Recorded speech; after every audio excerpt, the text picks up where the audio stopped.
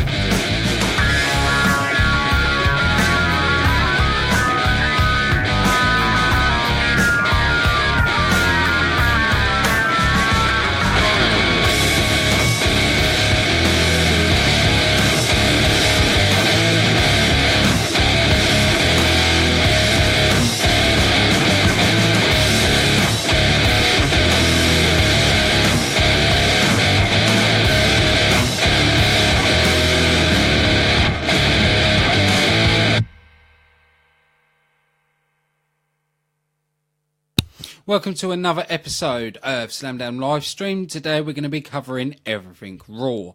Now, I really do wish that I could praise Raw and give it a really good rating and compliment it, but again, I can't. There were sections of Raw that was good, but there's a lot of bad. I said a comment earlier in a chat group, and I know people are going to ridicule me for it, but it's what I believe. To me, Raw is running like it's being run by Dixie Carter. The reason I say that is the matches are good. You know, no matter what you think of Roman Reigns, the match qualities are good. You know, I can't really say that there's poor matches. The problem comes down to poor angles, poor storylines, and poor booking. Same thing people used to say about Impact Wrestling. You know, when Dixie was running the ship, people used to say, oh, the matches are good, but everything else is bad. That's the same problem with Raw. It's all down to creative. It's all down to them, and it's down to Vinnie Mac.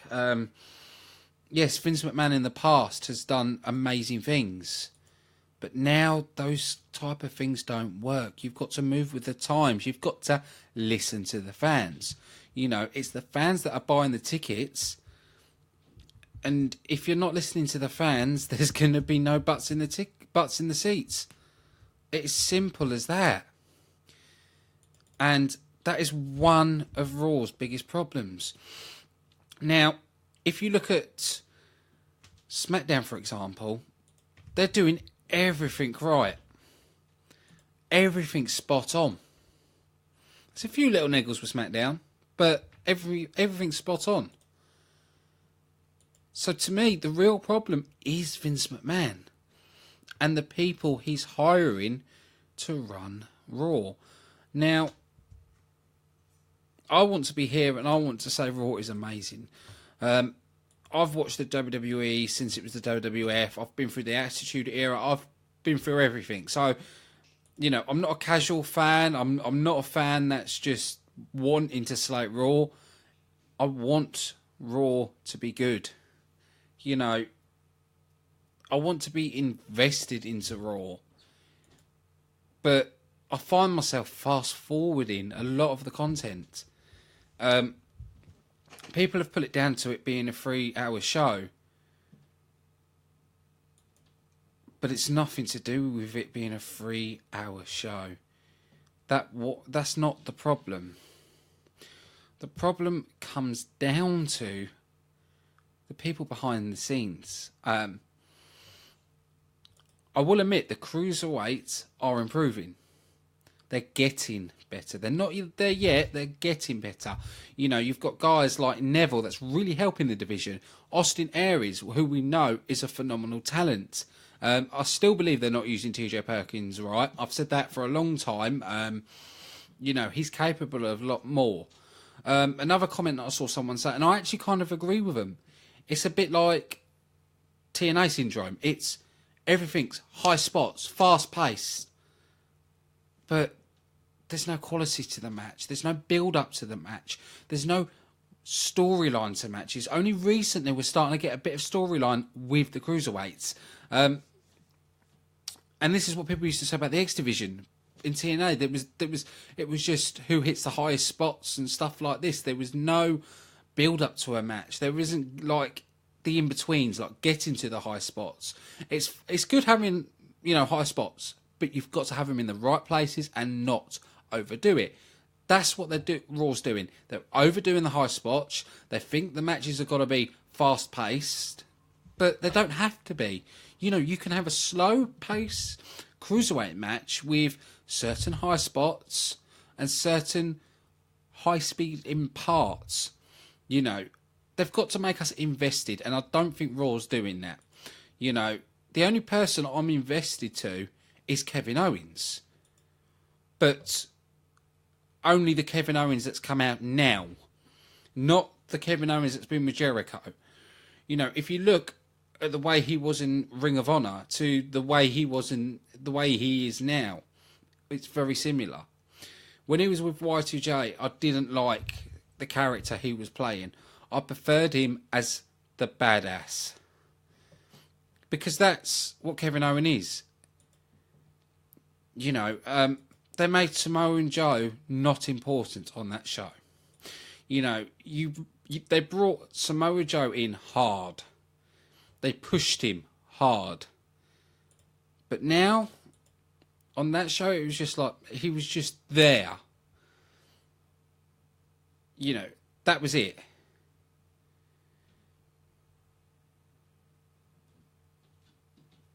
And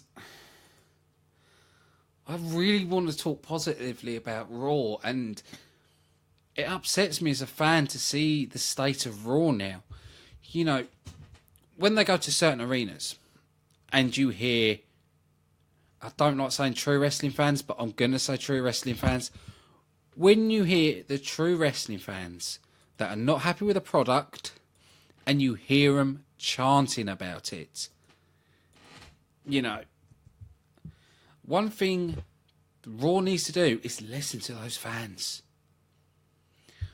Go with the fans. You know, if you can see that Roman Reigns is not liked, so what do? You flip him heel.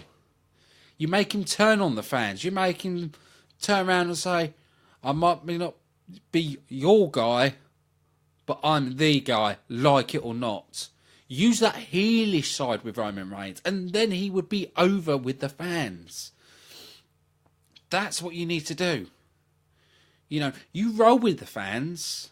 I know there's going to be times where the fans won't agree, but you've got to slightly roll with them. You know, you can't have a face of the company, which they're using Roman Reigns as, being booed all the time. At least with John Cena, he's cheered and booed. It's a mixed bag. You know, but with Roman Reigns, he's booed with no cheers. I've got to admit, over time, his matches have got better. He's getting better in the ring. But the way it all started and the way he was shoved down our throats was one of the main problems. For me, anyway. I'll be honest, WrestleMania, to me, I don't think it's going to be the best WrestleMania. I don't think it's going to be the worst.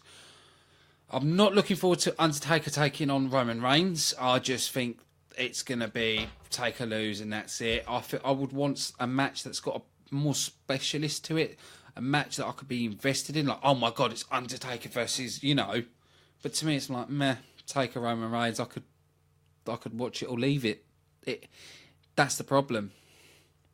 You know, but then it's who do you put against Taker? I know they're trying to give Roman Reigns the rub. I know they're trying to push him and make him over. But I'm sorry, but what you're doing's not working. You know, so they've got to think of something else. But I'm going to try. I'm going to try. Because there was some good parts of Raw. But there was a lot of bad. And I'm not going to sit here and lie to you and say Raw was amazing. This was because it wasn't. Let's be honest. You know, I've watched WWE for so many years. I've watched WCW for so many years. You know, I've been a wrestling fan for a long, long time, and my opinion is off what I've seen in the past going forward and to what it is now. For a casual wrestling fan, they'll probably enjoy Raw. But for me, a hardcore wrestling fan, I'm sorry, I've seen better.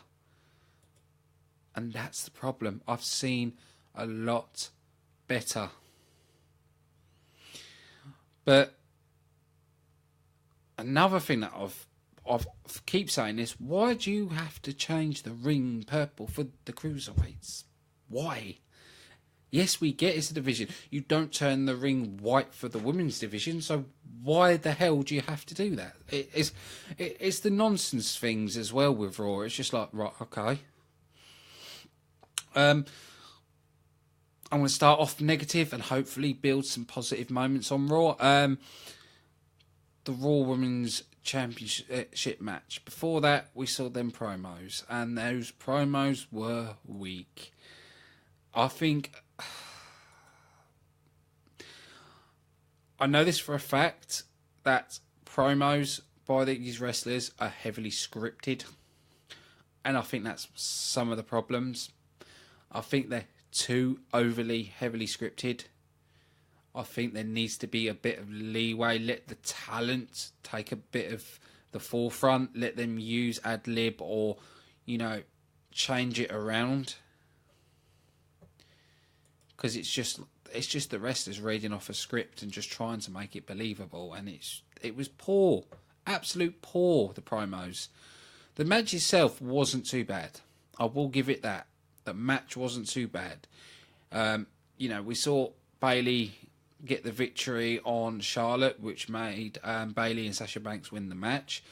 Little problem I have, and it's not down to Bayley. It's her finisher, the belly to belly. To me, I don't see it as a finishing move. You know, they've got to give us something else as a finisher. Quite happy with having the belly to belly as a signature, but they need something else to it. That's just me being absolutely brutally honest. That's one of the problems. But overall, it was a good match. I can't say it was bad. It was good. You know, they're solid wrestlers. They always do a good performance. It's just the promos. The promos is bad, and I think that's a lot down to be, like I said, heavily scripted. But it does lead into WrestleMania, where we'll see Bayley taking on Charlotte Flair, taking on Sasha Banks, taking on Nia Jax in a 4-way elimination match. Now, I can't see Bayley winning this. I can't at WrestleMania, but, you know, I don't know what's going to happen. But the promos, I'd give a miss, but the match wasn't too bad. Austin Aries against Noam Dar. Right. Both of these athletes I've seen in TNA, and I've also seen a lot of their indie work, especially with Noam Dar. I've seen a lot of his work in ICW. He's a phenomenal talent. He's a good wrestler. But, again, why would you put him with Alicia Fox? You know, and why would you have Noam Dar play heel? The best stuff out of Noam Dar is when he's the face, where he's the good Noam Dar. He plays it a lot better. I've seen him play heel before, and it's never really quite worked for him. I like that Austin Aries is a very similar character to what he played in Impact, where he is the cocky, arrogant, good guy.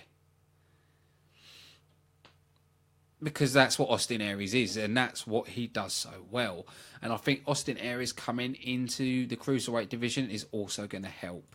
I think it's going to help build. To me, it was a good Cruiserweight match. I enjoyed it.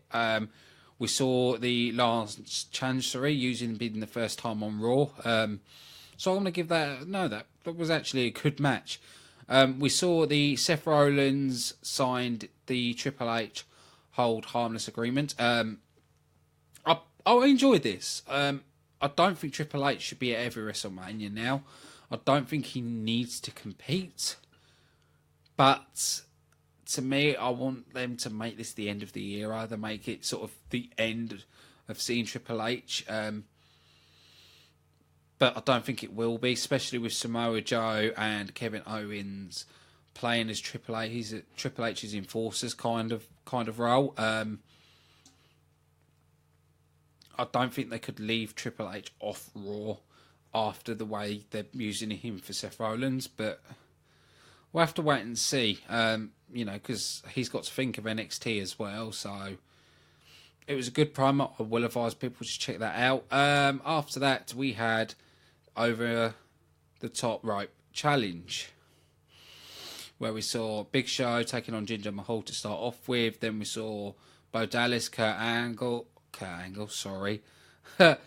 Axel, Primo, Epico, Goldust, and R-Truth, all trying to get Big Show over the top, which they did. Big Show came back in and started choke slamming everybody. R-Truth and Goldust just went outside the ring. Braun Strowman's music hits, and then stands on the ramp looking down. And this is all leading up to Andre the Giant Battle Royal.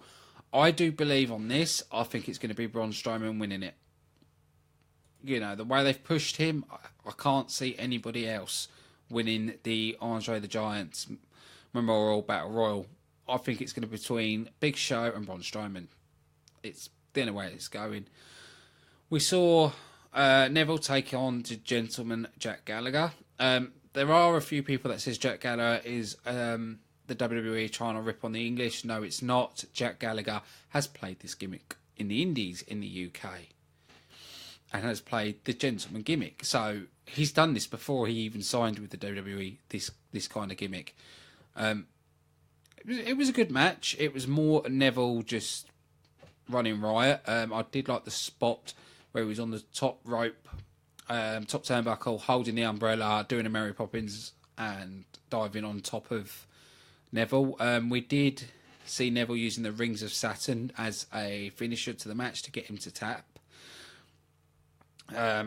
Which is a retaliation to Austin Aries using the last Chancery. So they're trying to make him look on level pegging. I don't know where the match is on the WrestleMania card. I hope it's not a pre-show, because I think Austin Aries Neville could be on the main show. But there are a lot of Raw matches and SmackDown matches they've got to get into WrestleMania.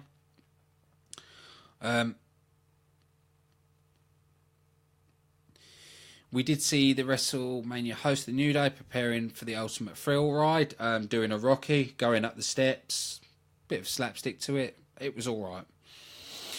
We saw The Undertaker confronting Roman Reigns. Now, I do say I don't like part-timers, but The Undertaker, he's the special attraction. He's been at every WrestleMania. I don't know how long they can keep going with The Undertaker. I'm starting to think The Undertaker is coming to the end. But it's what you do with The Undertaker. I've said this before, but I do think this match is to give The Undertaker the rub. Not the rub, sorry, not The Undertaker, rub. Roman Reigns the rub. That's what I personally believe this match is all about. I can't see it any more than that.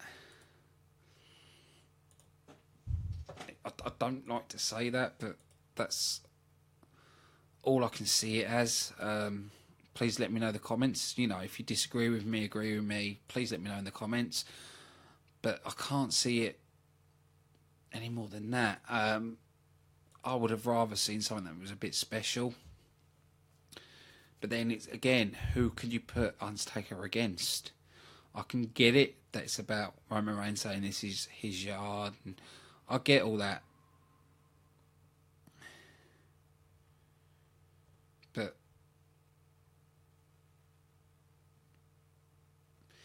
I did quite like the way they introed it, where we saw the Undertaker digging and you saw the tombstones. But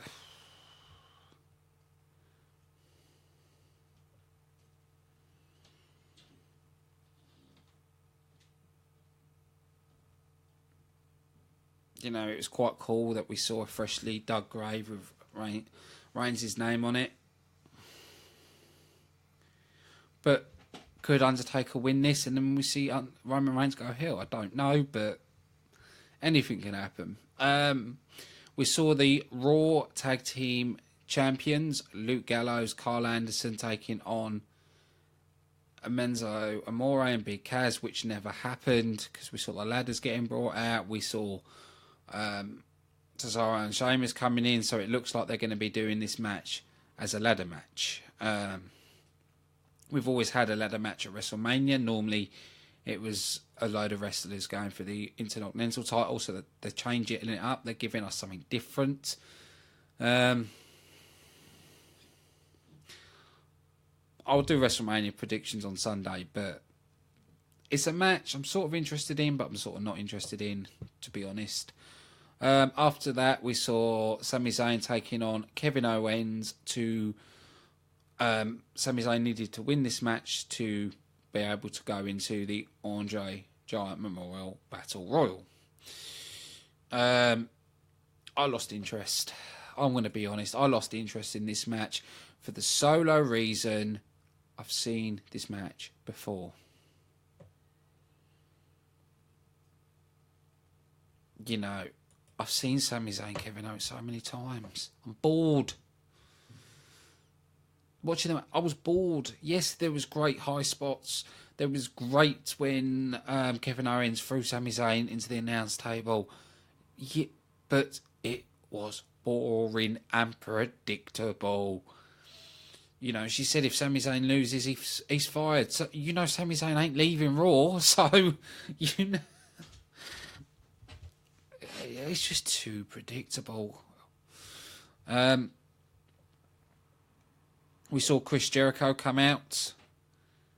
And then Samoa Joe. So we saw Chris Jericho attack Samoa Joe, which left Kevin Owens distracted, and Sami Zayn got the roll up.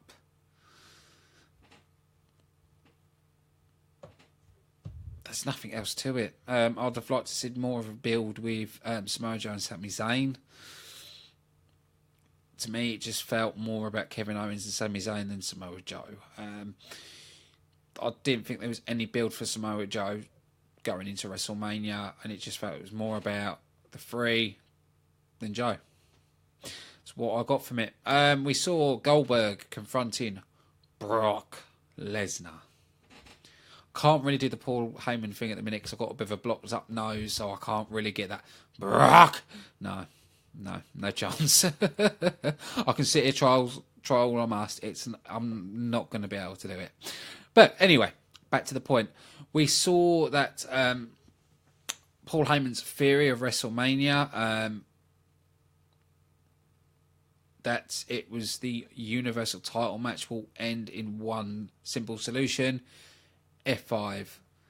Lesnar goes up, down goes Goldberg. But when...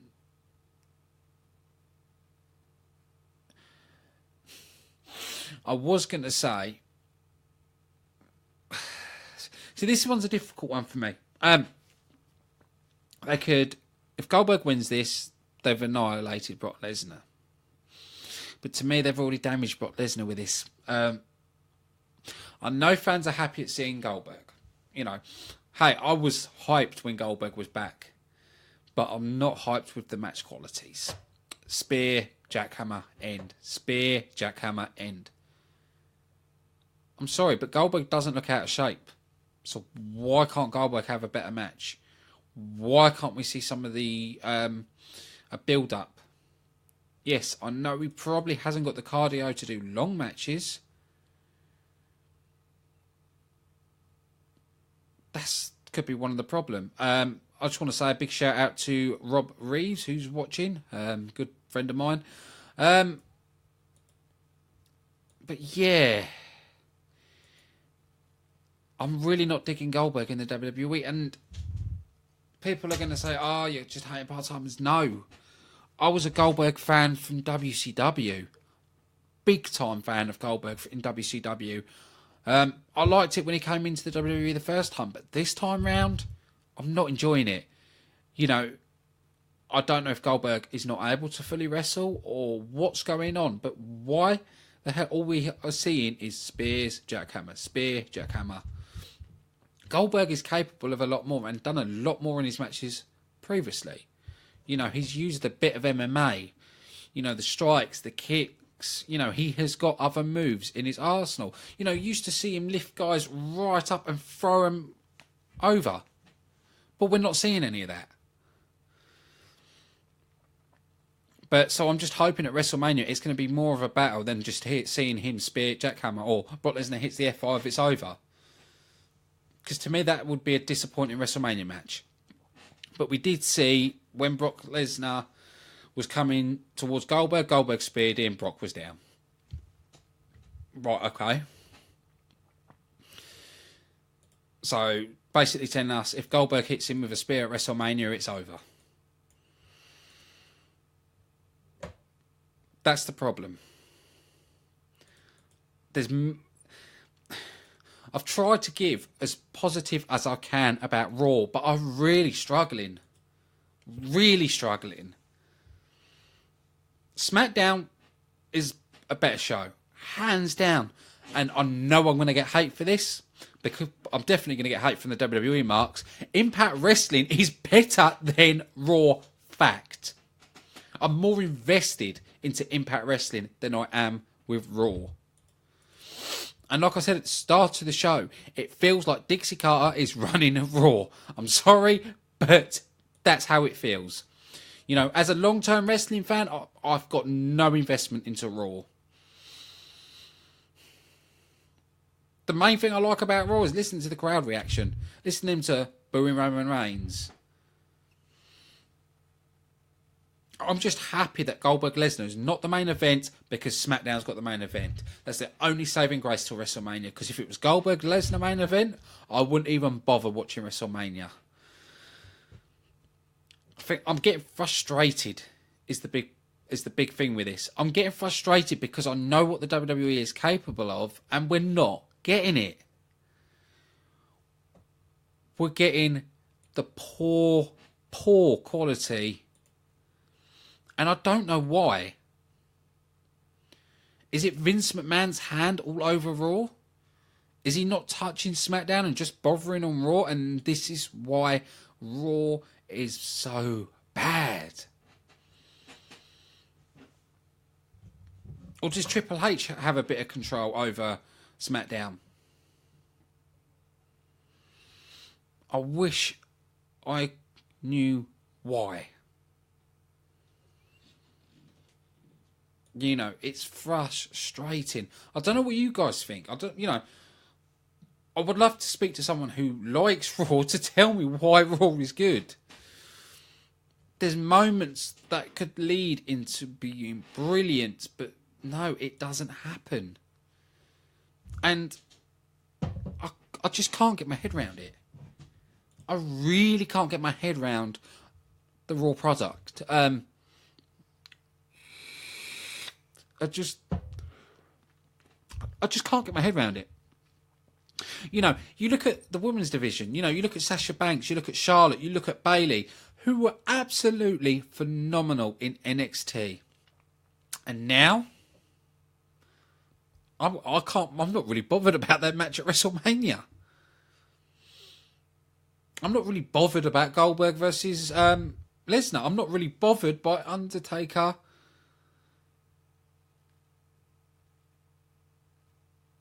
it's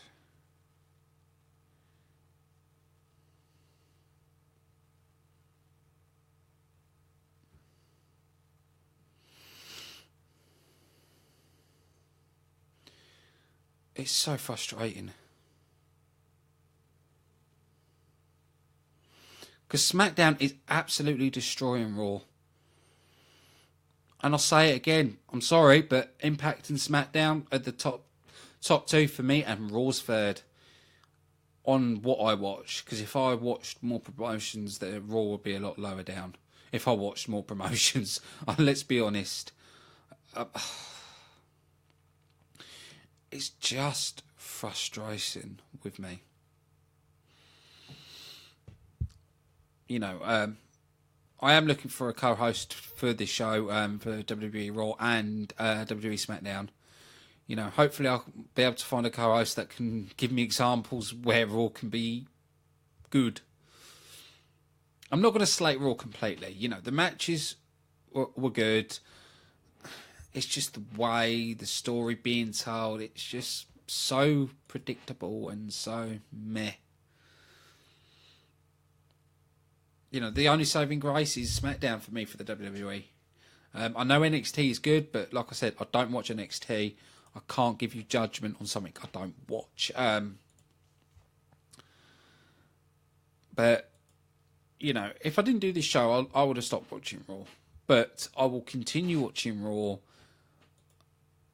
Not just for this show, actually, because I carry hope. I carry hope that Raw will improve and it will be better. I don't know why I carry so much hope, but I do. All I can do is keep my fingers crossed and hope better things will come. I don't think it will happen, but I can always hope. But if I couldn't really grade Raw, to be honest.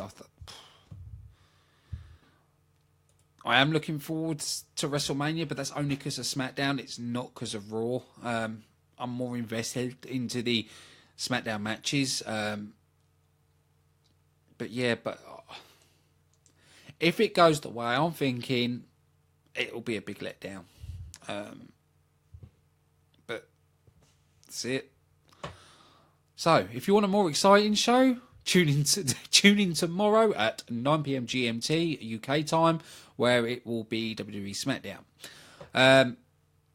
WrestleMania show will be done. I'll be doing the predictions on Sunday at 8 p.m. I do not know when I'm going to be doing the WrestleMania show, because I do have Impact review on Monday with Charles as co-host. So I've got to fit WrestleMania in. I don't know if I'm going to do it after the Impact Wrestling show or before. Keep an eye on our Twitter. I'll let you know. One thing I will say, on our Impact Wrestling review, we actually did get a like by Shop Impact, their official shop, which was quite nice.